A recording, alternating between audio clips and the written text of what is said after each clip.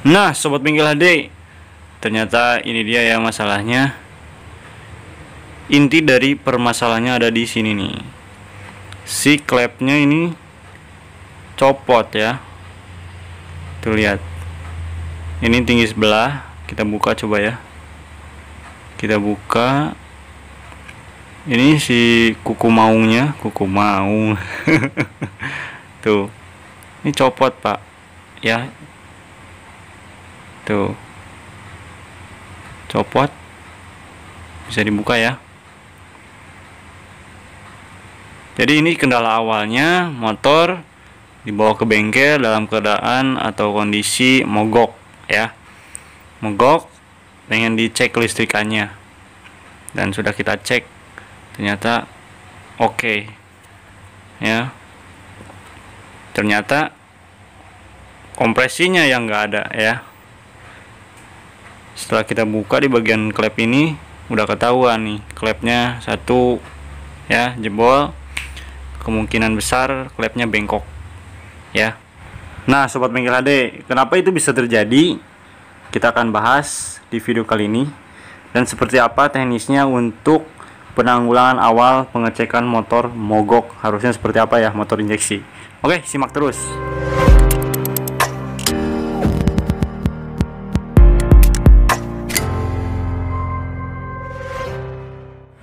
Assalamualaikum warahmatullahi wabarakatuh. Halo sobat bengkel HD, ketemu lagi di sini bersama saya Aji di channel Bengkel HD. Oke, sebelum lanjut Pak, bagi yang belum subscribe, di subscribe dulu Pak ya, agar tidak ketinggalan informasi bermanfaat dari channel Bengkel HD. Oke ya, ceritanya kita kedatangan pasien ya, Honda CB 150R ya, mogok ya, datang ke bengkel dalam keadaan atau kondisi mogok ya. Dan sebelumnya ini sudah dibawa ke bengkel ya, bengkel lain, dan bengkel lain menyarankan untuk dibawa ke bengkel kita untuk di reset injeksinya. Oke, dan kita sudah lakukan pengecekan di bagian injeksinya, PGM-FI nya, kelistrikannya. Ternyata oke ya, ini nggak ada masalah ya. Awalnya saya mengira ini pasti pengisian, pastilah motor udah lama ya, spoolnya kadang salah satu motor lawas lah, penyakit motor lawas lah, seperti itu ya. Dan setelah kita cek ya, kompresinya lemah, dan akhirnya kita ambil tindakan untuk membongkar di bagian head ya dan silinder, yang pasti sih bagian klep dan piston. Dan benar sekali ya dugaan saya. Nah, ini di bagian klepnya, pas nanti tadi di awal dibuka ya, ini posisi kuku itunya, klepnya itu dia udah copot ya. Otomatis si klep itu jadi dia nggak nutup, jadi di ruang bakar itu ada kebocoran ya, karena dari klepnya tersebut lepas ya dari penguncinya, seperti itu. Nah, itu kenapa sih Bang bisa seperti itu ya?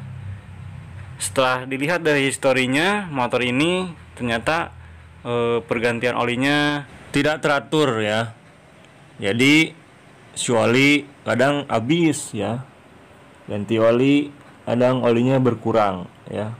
Otomatis dari situ kita bisa melihat bahwa kondisi mesinnya itu udah ada yang aus ya. Jadi si olinya itu kebakar ya. Makanya maksimal pemakaian pergantian oli itu per 2000 kilo ya. Kalau misalkan 2000 kilo pergantian oli, terus olinya kita takar lagi ya ke botolnya. Kalau misalkan kurang, otomatis ada part mesin yang aus ya di dalamnya, seperti itu. Nah, ini contohnya ya, akibat dari kurangnya memperhatikan oli ya, oli mesin ya. Jadi semua part mesin itu ada yang aus ya. Kalau nggak aus, memuai dia, berubah bentuk. Nah, seperti ini, klepnya jadi bengkok ya, bengkok, macet, terus lepas. Nah, jadi kompresinya lemah ya. Yang pasti ini kita quarter sekalian ya, kita naik oversize 0,50. Nanti sekalian kita skir, ganti klep ya, Dan untuk silinder masih aman ya, nggak ada cacat sama sekali. Tapi kondisi silinder ini udah aus ya, jadi si sernya udah koplak banget Ya, tapi ini kita quarter sekalian karena ini motor baru pertama kali dibongkar ya. Berarti udah berapa, 8 tahun, 2012. Jadi ini motor CB yang pertama ya, seperti itu ya sobat bengkel adik. Nah, noken as juga masih oke. Ini noken as in ya, untungnya masih oke. noken as X juga oke ya. Kayaknya ini kemarin ganti oli dulu nih baru sebelum dibawa ke sini ya. Nah, di sini nih saya mau kasih gambaran lah seperti apa ya kalau misalkan menemukan kasus seperti ini motor mogok ya. Apa saja sih hal yang pertama harus kita cek ya. Nah, ini hal pentingnya ya. Nah, satu, cek sikring ya. Kita cek di bagian sikring apakah sikringnya ada yang putus atau enggak ya. Kita cek semua ganti. Kalau misalnya sikring udah aman, maju ke pengecekan yang kedua, yaitu cek bahan bakar dan injeksi ya. Nah, untuk pengecekan bahan bakar ini ya, yang pertama lihat dulu nih bensinnya ada nggak nih ya, motor mogok. Jadi jangan asal bongkar-bongkar aja gitu kan. Cek dulu bensinnya ada nggak nih. Nah, pastikan bensinnya udah ada. Cek di bagian injeksinya, full pumpnya jalan nggak ya, bensinnya keluar nggak dari selangnya, terus ngedesing nggak gitu kan. Nah, nanti juga bisa melihat dari injeksinya, sensor semuanya ya, bisa melakukan pengecekan dengan menggunakan alat HIDS atau menggunakan dengan soket SCS ya, untuk mengetahui kedipan kerusakan yang ada di motor tersebut ya, seperti itu. Langkah ketiga, pengecekan yang ketiga adalah cek pengapian. Nah, untuk pengecekan pengapian ya, awalnya kita bisa membuka di bagian busi ya. Cek busi, kondisi busi, pengapian pada busi ada atau enggak ya. Kalau misalnya tidak ada, cek cangklong businya ya, koilnya, pengisiannya, kiproknya atau spoolnya ya. Itu di daerah pengapian seperti itu. Kalau misalkan pengapiannya bagus, berarti kita lanjut ke proses pengecekan yang keempat, yaitu pengecekan kompresi mesin. Nah, untuk pengecekan kompresi mesin ini ya, kita bisa menggunakan alat compression tester ya kalau punya. Kalau tidak punya, kita bisa melihatnya atau merasakannya di engkol ya. Jadi pada saat di engkol itu posisinya keras atau ngelos ya. Kalau misalkan di selahnya di engkolnya ngelos, otomatis kompresinya nggak ada ya, lemah ya, seperti itu. Nah, itu harus dengan kondisi busi terpasang ya. Pada saat busi terpasang ya, coba di engkol, terus kalau misalkan ngelos ya, kemungkinan besar kompresinya lemah ya. Untuk pengakalannya seperti apa bang? Jangan sampai turun mesin dulu nih. Kita bisa menggunakan ya dengan pengakalan, memasukkan oli ya, oli mesin yang bersih, masukkan ke lubang busi ya, businya buka, si olinya masukin ke ruang bakar sedikit aja ya. Setelah itu sela-sela ya, fungsinya apa? Supaya si ring pistonnya itu dia mengembang lagi, ring olinya dia mengembang lagi. Nah, itu jadi salah satu pemicu penyebab kompresi lemah itu adalah satu, bisa klep bocor atau kompresinya ya, ring sehernya yang sudah jebol atau banyak crack ya. Kenapa itu bisa terjadi? Karena itu oli ya, karena jorok pemakaian olinya ya, pergantian olinya seperti itu.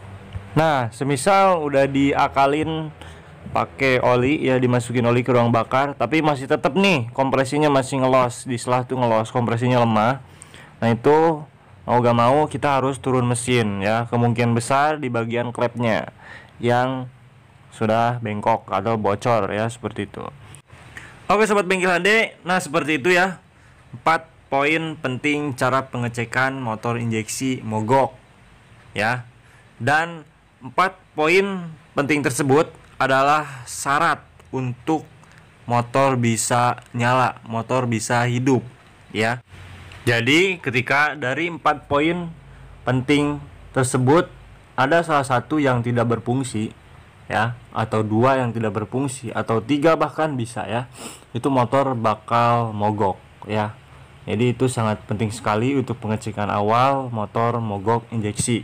Sebenarnya sama saja dengan motor karbu, cuman untuk motor injeksi ada pengecekan di bagian injeksinya seperti itu ya. Kalau motor karbu kan tinggal cek karburatornya nih, ada bensinnya atau enggak gitu kan, atau selangnya atau bocor, atau manifolnya jadi bocor, itu kan untuk motor karburator. Nah, untuk bedanya untuk motor injeksi itu ada pengecekan di bagian injeksi, yaitu meliputi dengan fuel pump dan injektor ya, dan sensor-sensor yang lainnya. Oke sobat bengkel HD, cukup sekian, terima kasih ya, semoga paham ya sobat bengkel HD. Jadi jangan asal bongkar gitu kan, jadi harus dicek dulu 4 poin tersebut ya. Jadi jangan sampai sakit perut dikasih sakit obat kepala misalkan ya, obat sakit kepala gitu kan, itu gak nyambung ya. Jadi harus dicek dulu satu-satu seperti itu ya. Oke, terima kasih, jangan lupa like video, dan bagi yang baru mampir di channel ini wajib klik subscribe-nya dan aktifkan notifikasi loncengnya ya. Dukung channel Bengkel HD agar bisa berkembang dan terus bisa memberikan informasi yang bermanfaat khususnya tentang dunia motor ya. Oke, terima kasih. Jangan lupa ya, sertakan alamat Facebook kalian atau Instagram kalian, insya Allah ya. Insya Allah saya akan pilih langsung. Tulis di komentar ya. Oke, terima kasih. Sampai ketemu di video selanjutnya. Wassalamualaikum warahmatullahi wabarakatuh.